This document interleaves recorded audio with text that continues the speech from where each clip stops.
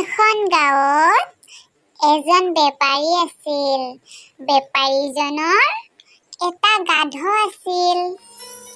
বেপাৰীজনে সদায়ে বহুত বোজা গাধটোৰ ওপৰত জাপি দিছিল। গাধটোৱে বৰ কষ্ট পাইছিল।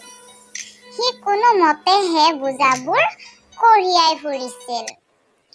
আন এদিনাখনৰ কথা, গাধটোৱে তাৰ পিঠিত এবোজা নিমখ বস্তা লৈ গৈ আছিল। বাটতে এখন সৰু নদী পাৰ হ'বলৈ লগা হ'ল। নদীখন পাৰ হ'ব লওঁতেই গাধটোৱে পিছলি গৈ পানীত পৰিলগৈ।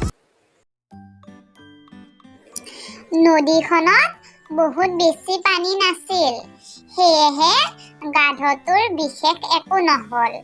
কিন্তু নদীৰ পানী লাগি গাধৰ পিঠিত থকা নিমখৰ কিছু পৰিমাণে কমি গৈছিল।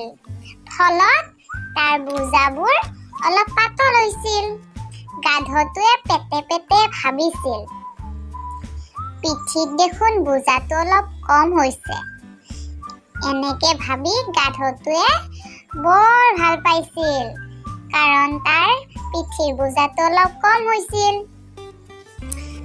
গাধটোৱে মনে মনে ভাবিছে, বাহ, এইটো বৰ ভাল কথা। পানীত পৰাৰ লগে লগে দেখোন মোৰ বোজাটো পাতল হৈ গ'ল। আৰু তাৰ পিছত গাধটো তাৰ পৰা গুচি গ'ল। আন এদিনাখনৰ কথা, গাধটোৱে তাৰ পিঠিত এবোজা কপাহৰ বস্তা লৈ গৈ আছিল। সেইদিনাও বাটতে সি নদী এখন পালে। নদীখন পোৱাৰ লগে লগে তাৰ আনন্দতে সি কি কৰিলে জানা? সি নিজৰ ইচ্ছামতে তাৰ ভৰিখন পিছল খুৱাই পানীত পৰিল।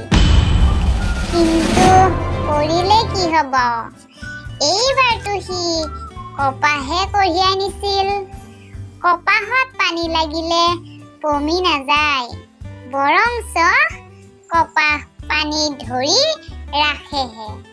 গতিকে গাধৰ বোজা আগতকৈও বেছি গধুৰ হ'ল।